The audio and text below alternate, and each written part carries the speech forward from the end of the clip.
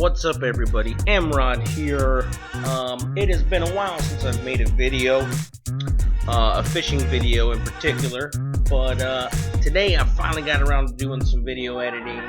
I recently went out and did some practice on the new river here in Jacksonville for, like our weekly tournaments and stuff, and I also got a little bit of tournament footage also. So that's kind of what I'm going to be showing you today. It's been a while since I put out a video. I've just been, really busy trying to get back on track with life and everything, and raising kids and doing all kind of things. I'm also, planning a future Michigan trip up to Lake Huron, and hopefully I can get some good video footage of that also. But until then, right now I got the New River video footage for you. Let's get into practice for day one practice. So I start off, and it's a beautiful day. The wind is kind of, all over the place. I've got wind coming from the north, really bright and sunny, a little bit of cloud cover in there, but really just kind of a not a super productive day. I really could have done better. I don't know. I didn't have a whole lot of time to do a lot of fishing, but the fishing that I did do was okay. I jumped around the river quite a few spots. Right now I'm in Southwest Creek, and I'm basically throwing around a buzzbait, just trying to get anything to strike at my bait. And I'm casting all over the place. I do a quick bait change real quick, and I move to a stick bait. If they're not hitting a top water bait, usually they'll get close to a stick bait. I think here's kind of where things start to pick up. I finally get a hook set on a fish, and I'm looking around. I'm like, man, I hope nobody watches me catch this fish right here, because this one seems like it's a decent one for this river. And when I say decent for this river, I'm talking probably maybe anywhere from 1.5 to 2 pounds is usually what you're going to catch most of the time on this river. But there are some 3 and 4 pounders out there. There's even some 5 pounders out there that have been caught. So, but I'm still tussling and rustling with this bass right here, and finally get it in the boat. It's a pretty decent sized fish. I was very, very surprised to get this fish in the boat. I mean, he's a pretty good little chunk, and I'm kind of just throwing around a green pumpkin with a chartreuse tail stick bait on a shaky head, and it's probably about a 1/8 ounce or 3/16 ounce shaky head. But it's a pretty good little fat fish, and as soon as I caught this fish, I'm just like, man, if I could come back and produce another fish like this, I will be really, really happy for the tournament. So, I mean, I just give the fish a real good talking to, I guess, and toss it back. So, I decided to just catch one fish off that one spot, even though I was marking a bunch of fish, and move up to this next point where I seen a lot of current rolling around, and sure enough, I think here in a few seconds, bam, I get bit again. Yep, here it is right here. And I'm like, oh man, this is another great quality New River fish, and I'm so excited. I'm just like, dude, this is really, really bending the pole here. But I keep reeling, keep fighting, and I'm like, man, why is this thing not servicing yet? And maybe sometimes you get a big bass, and sometimes they just go straight down. They go straight down.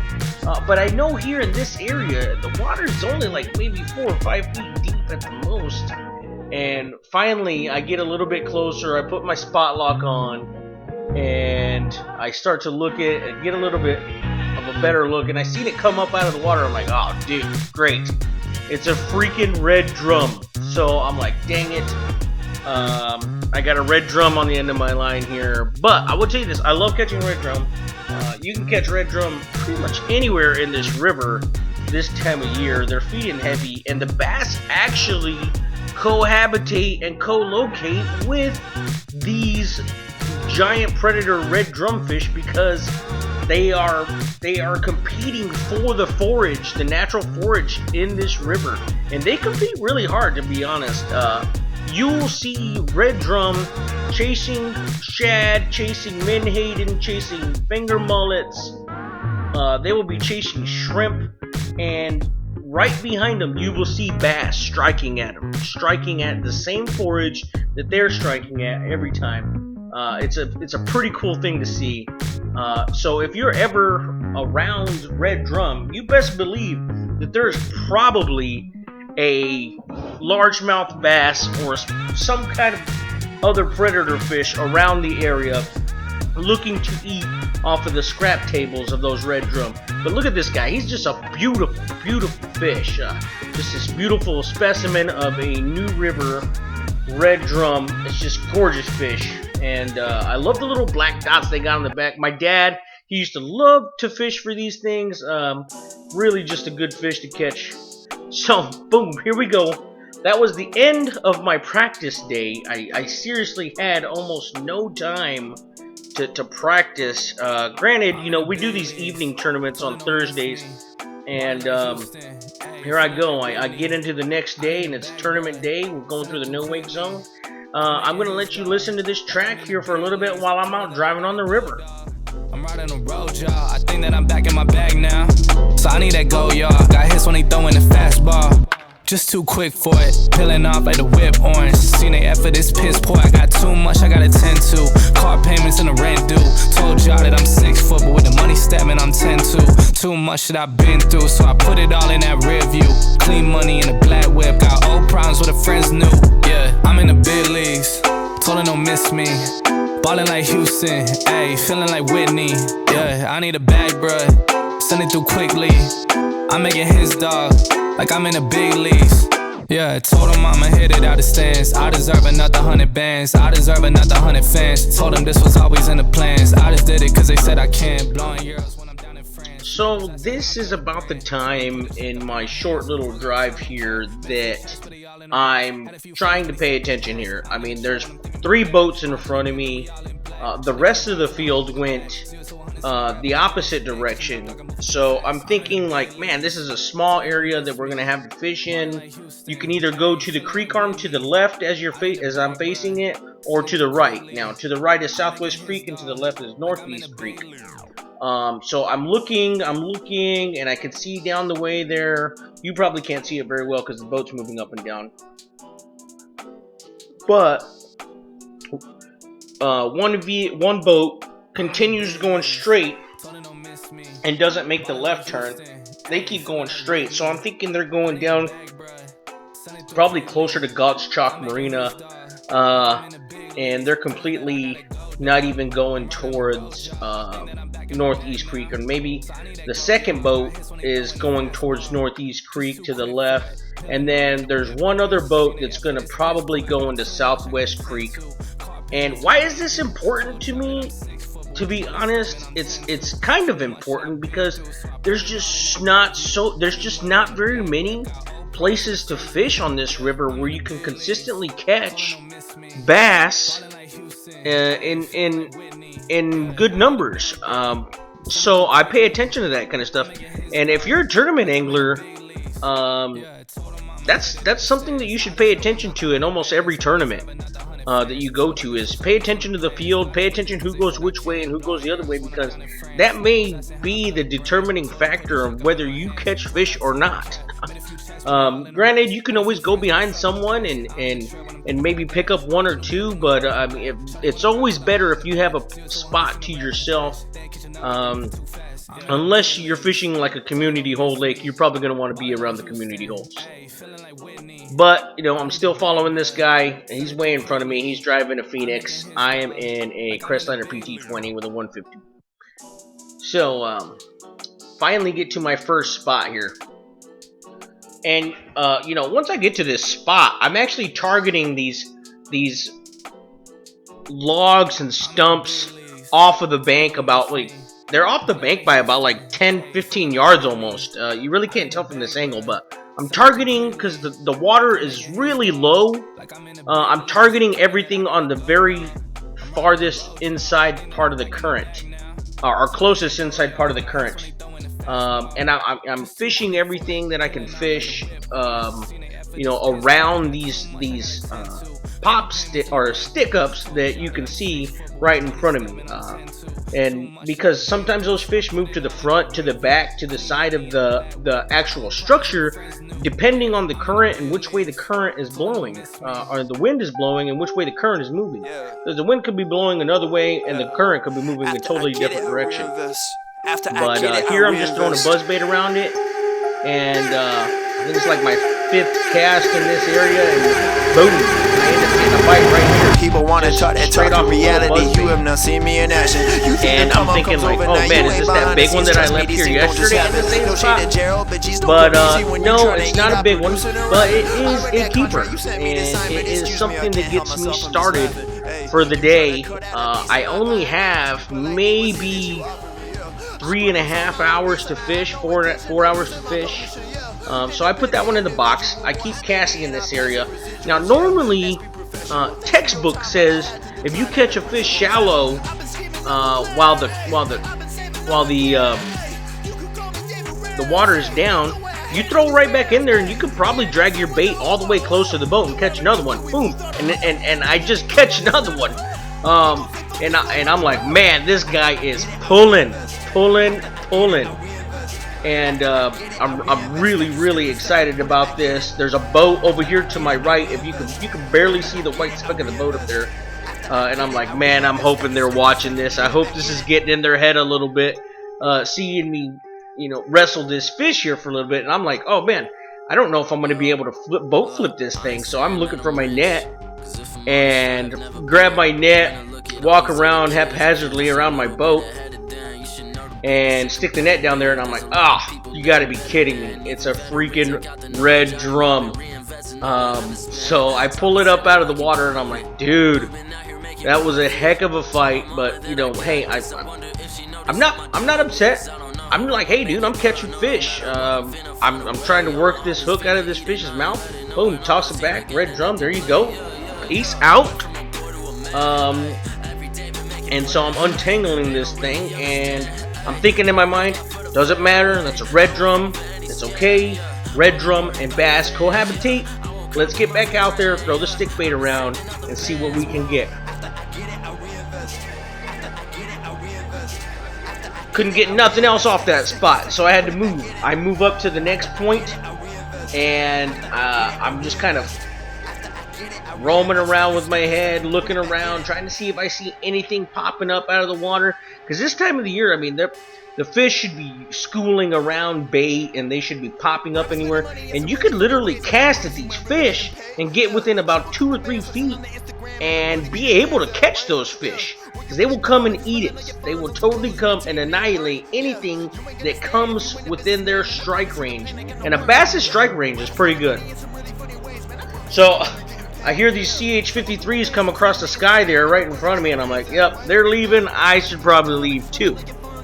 Pull up my trolling motor, and I'm just kind of like thinking, man, those are really kind of the 2 major spots that I wanted to hit for these 3 hours of this evening tournament. So I get in, and I'm like, time to go. And you'll see here in this short amount of footage that I really don't go too far.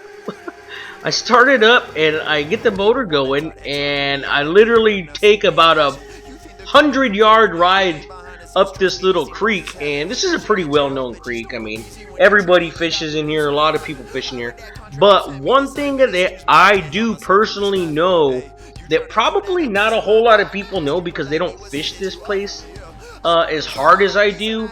But this is June, and we are almost in July, and I will tell you this, a little tip, a little secret, is this place, this little creek, still has late spawner bass in it.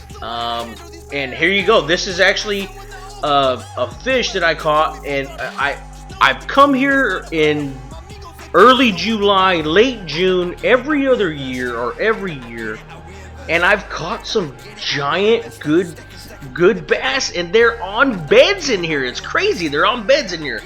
And the reason why I know that is because I'll toss in there, I will catch a buck bass, and then boom, the next thing you know, I toss right back in there and catch a red-gutted freaking bass. I mean, it's just crazy.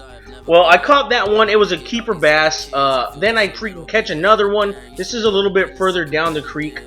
And I popped up on these 3 sticks just sticking up out of the water. These 3 trees sticking up out of the water. And it was like every other cast, I was catching a little dink. Just dink after dink after dink after dink. So I had spent a little bit of time casting at this thing. Got my trolling motor on spot lock. And I'm just continuing to cast and cast and cast behind the boat. As you can see, the current is coming from the top side of the picture here. And my nose is pointed towards the current. But I'm just, you know, slaying these little dinks all afternoon. Right on the exact same log, and I think I caught about 5 or 6 of them off of here. And you know, none of them were big except for one keeper came out of this little spot. So the one keeper that come out of this little spot, I ended up putting them in the live well for a couple minutes and ended up upgrading after a while. But you know, the days going by, and I'm still catching them. I'm still catching these small little dinks. The clouds are coming in, and I'm thinking, the one thing that I could think to myself was like, dude, it's getting really windy out here. And not only is it getting really windy, it's getting kind of chilly. And I'm starting to feel little drops of rain. And your number one amigo here decided that he was not going to bring his wet gear. So I don't have a jacket, I don't have pants, nothing. There's already a couple of drops of rain coming down. I'm like, dude, this is going to be a horrible end to the tournament here. So I just keep casting, casting and casting. Now, if you look right on off the left side of my body here, there's a big pile of logs, and I'm actually tossing to the right here.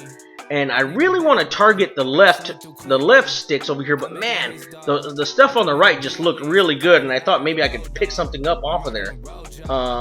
And I just couldn't pick anything up off there. But I mean, I casted multiple angles, multiple times at the same place. You know, sometimes that's kind of what you have to do. You have to cast in multiple angles at the same target over and over and over before you get anything to come off that. And this is actually a huge example of that, because I mean, that was the first cast right there that you just saw to the left of this tree, this laydown, and I cast it over there a million times probably. Well, it felt like a million times, but it was more like about 6 or 7 times to the left side, to the front, to the back. You know, I mean, I'm sounding like a Sir Mix-a-Lot song here, but I'm getting these hits. I mean, just right there, I got a hit. And these bass are following my bait out. They're following it out like several feet, but they're not slamming it. And that is a telltale sign at this time of the year that these are late spawning bass. They are stuck to these trees. They make beds around these trees, and either the buck bass or the mama bass will come and chase your lure off, and they won't commit. I mean, but if you bug them enough, eventually you can get something to strike at your lure. So I just keep casting. I got my mindset on this one tree. I've caught big fish off of this tree before, and I reach for another rod, and I'm like, dude, you know, if he's not hitting that bait right there, I'm gonna throw something else just to give him multiple baits to look at. And I just keep casting at this thing. It's crazy. Just go ahead and watch for a little bit. I ask you politely, what's it that you offer me? I produce all my own beats, and I have no intention of losing my publisher. Independent individual, boy, I've been eating off passive residuals. Let's be professional. Thanks for your time, but I had to decline at that principle. I've been scheming up a plan, hey. I've been saving all I can, hey. You could call me David Rams, hey. The way I handle these bands, hey. We ain't messing with the old model. New era, new kid, we full throttle. Just know that the come up is not a flaw. My amigos, they focus, know what to do. After I get it, I reinvest. After I get it, I reinvest. After I get it, I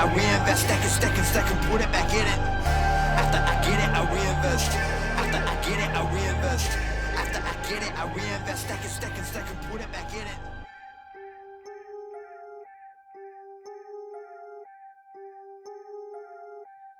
So I pretty much have already covered the whole left side of this tree. So I really start to cast a little bit more out right along the edge of the tree, a little bit more towards the front of the tree that's sticking out closer to the water. And I'm just like, I am fixed on this tree. I just think that there has to be a bass on this tree.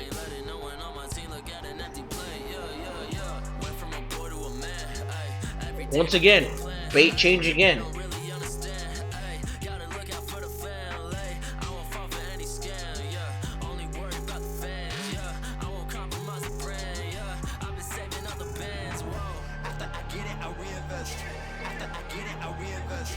And you know, some anglers would not spend that much time on this one tree, but I mean, see, I'm still continuing to get something that chases after this thing. So when I see that happen, I stay on it.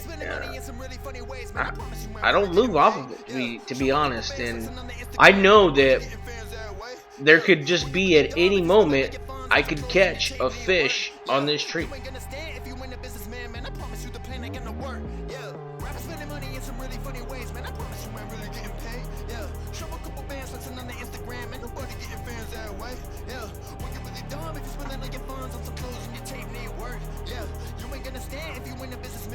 And by now, you know, I'm using the trolling motor, and I'm moving around the front edge of this tree, and so I'm coming around it now to fish the other side of it. And I'm throwing a buzz bait still. I'm throwing a stick bait, but I'm pounding the opposite side of this tree that I have been fishing for probably about a good 5 minutes already. Most people wouldn't spend that much time on this laydown, but I just know that there's going to be a fish on here. And when you have that gut feeling, and as you can tell, I've got quite the gut. But when you have that gut feeling, God, it just drives me to continue to fish hard in a certain area.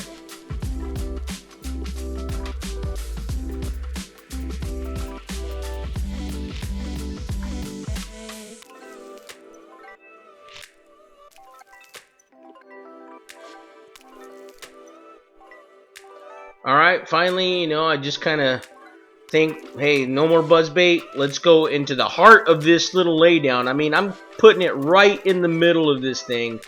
I have the 99% chance risk of getting stuck, but boom, what happens? I do get stuck on a fish. That's right. The bass that I have been waiting to bite off of this one tree for like 6 minutes finally bites. And he hit it pretty good. And I don't even know if I even show you the fish or not, but yeah, I think I do show you the fish. Yep, finally, I mean, look, he's not a giant, but for the New River, he's a great fish. And this was actually a good 2.5 pounder. I mean, it was a good fish. I was very excited and very happy to catch that fish. And with that, you know, that fish, time is dwindling. I gotta get out of here, start heading back to the boat ramp. And it's way in time. Time to load up the boat. I got 3 fish in the live well. It's a 3-fish tournament. But you know, I knew even though I had 3 fish, it wasn't going to be the 3 winning fish. Now, granted, I did win 2nd place, so I only lost 1st place, and it only pays out 1 place. I only lost by like half an ounce or an ounce. Maybe a little bit more. I'm not exactly sure about that, but I do know I took 2nd place. A good friend of mine, D, who's a local stick around here, man. He just tends to pull them out when nobody can. And he ended up winning the tournament, but I was in 2nd place. And I gave it a shot. You know, I really did. I fished this river quite a bit, but this time of the year, this place has proven to be extremely tough. And I think the reason why it's so tough is the river's about to turn over sometime here in the near future. And if you don't know what that is, look it up on YouTube. When rivers and lakes turn over, it's basically the thermocline moving and stuff like that. But also, there's just a large amount of forage and bait all up in this river this time of year. So you're competing against all this natural bait with a plastic lure or a piece of metal. And let me tell you what, when there's a steak right around the corner, I ain't eating a sandwich sitting at home, you know what I mean? So, it's just really tough. But, you know, I'm excited because, to be honest, even though it was a tough week and a tough day for this tournament, I'm still excited because the best is yet to come. When the summer months come around, it gets really great. Then fish go deep, and they use a lot of current and heavy structure. I'm really waiting and anticipating those days. But for now, I'm about to head out of the boat ramp. I'm all done with this tournament.